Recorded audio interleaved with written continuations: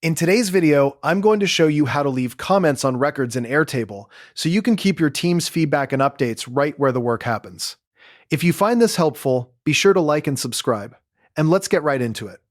First, open your browser and head over to Airtable. If you're not already logged in, click the Login button and enter your credentials. Once you're in, you'll see your workspace, which is where all your bases live. Go ahead and open the specific base you want to work in. This is the table or project where your data is stored. Now scroll through your records and click on the record where you'd like to add a comment. A record is just a single row in your table, like a client entry, a task, or a project item. With that record selected, open the Record Details panel.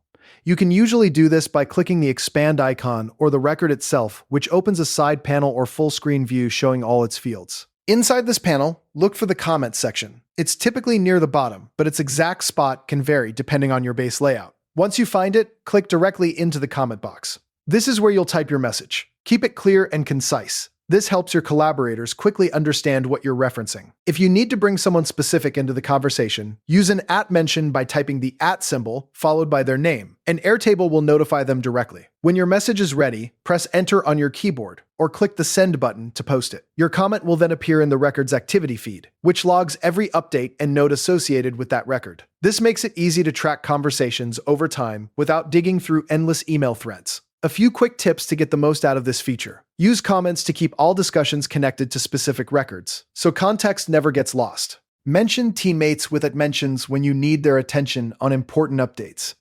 Keep your comments short and focused for smoother collaboration. And always review existing comments before posting to avoid repeating what's already been said. And there you have it. You now know exactly how to add comments to records in Airtable to streamline your team's communication. Thanks for watching, and I'll see you in the next video.